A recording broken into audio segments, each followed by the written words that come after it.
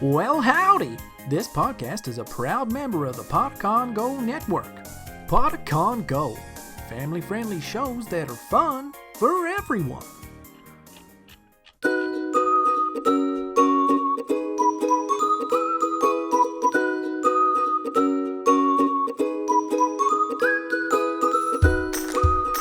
Welcome to Elderberry Tales.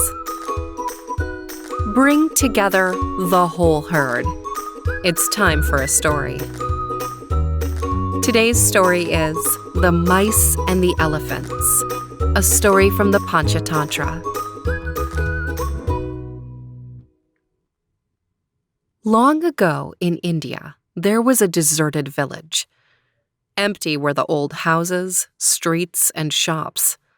The windows were open, the stairs broken, making it one very fine place for mice to run around. You can be sure of that. In fact, the mice were happily living in this old deserted village that had been there for hundreds of years, even before the people had come in the first place and then left. But now was the best time yet for the mice. They made tunnels all through those fine old homes and buildings, forming great mazes. What good times they had with their many dinner parties and festivals, weddings and feasts. And so the time passed. One day, a herd of elephants, numbering in the thousands, stamped through the village on their way to a big lake in the west. All the elephants were thinking about as they marched was how good it would be to jump in that lake for a cool swim. They did not know, and how could they, that as they marched through the village, those big elephant feet were stamping down the mazes and tunnels the mice made. What a mess those elephants left behind. The mice quickly held a meeting. If the herd comes back this way again, our community is doomed, cried one mouse. We won't stand a chance, cried another. There was only one thing to do. A group of brave mice followed those elephant footprints all the way to the lake. There they found the king of the elephants. Bowing before him, one mouse spoke for the others and said, "O king, not far from here is our mice community. It's in that old deserted village you passed through. You may remember it?" "Of course I remember it," said the Elephant King. "But we did not know a mice community was there." "How could you?" said this mouse. "But your herd stamped out many of the homes where we have lived for hundreds of years. If you were to return the same way, that would surely be the end of us. We are small, and you are big, but we ask you, please, won't you find another way to go home? Who knows, maybe someday we mice can help you, too." The Elephant King smiled. Imagine, how could tiny mice ever help an elephant? But he felt truly sad his herd had crushed the village of the mice, without even knowing it. He said, "There is no need for you to worry. I will lead the herd home in another way." It so happens that nearby lived a certain king who ordered his hunters to trap as many elephants as they could. Knowing that the elephants came from far and wide to jump in the big lake to swim, they made a water trap there. As soon as the Elephant King and his herd jumped into that lake, they were caught in the trap, one and all. 2 days later, the hunters dragged the Elephant King and his herd out of the lake with large ropes and tied the elephants to big trees in the forest. When the hunters had gone, the Elephant King tried to think. What could they do? They were all tied to the trees but one elephant. She was free because she did not jump in the lake. The Elephant King called to her. He told her that she must go back to the old deserted village and bring back the mice who lived there.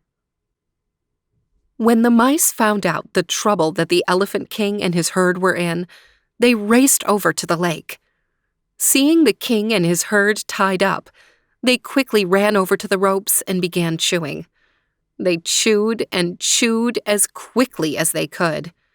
Soon the ropes were chewed all the way through, and the mice set their large friends free. The elephant herd found a new way home, and the mice community lived on for many years to come.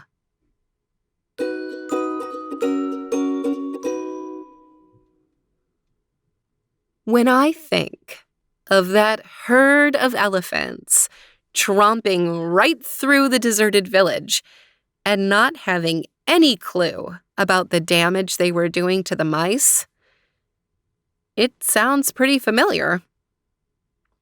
It makes me think of all the times that I've done something or said something and hurt someone else's feelings, or maybe made their life harder, without even realizing that I was doing it. I think we all sometimes hurt other people by accident. Maybe because we don't realize how strong we are. Maybe because we didn't know that a joke would hurt someone's feelings. Maybe something else that I haven't even thought of yet. I think it's impossible to do everything right the first time and to go through life without ever making a mistake or hurting someone's feelings or stomping on a mouse village. But when we make a mistake, we can be like the Elephant King. We can say, "I'm sorry. I didn't realize that I was hurting you." We can say, "Thanks for telling me. I'm glad that now I know." And we can say, "I'll do it differently next time so that I don't hurt you or your village." Just like the Elephant King, we can learn to grow and be better people. No one starts out perfect. No one ends up perfect. We spend our whole life making mistakes. That's human. But when we do make a mistake, we can be like the elephant, apologize, and do better next time. This story is adapted by Elaine Lindy from the story The Mice That Set the Elephants Free, which comes from a translation from the Panchatantra. The Panchatantra is an ancient collection of Sanskrit stories that are incredibly entertaining and instructive. And this one was adapted for the website Stories to Grow By. Thank you to Elaine Lindy and the team at Stories to Grow By for making this story and so many others available to us so that we can share them with you. Thanks for listening to Elderberry Tales. I'll see you next week.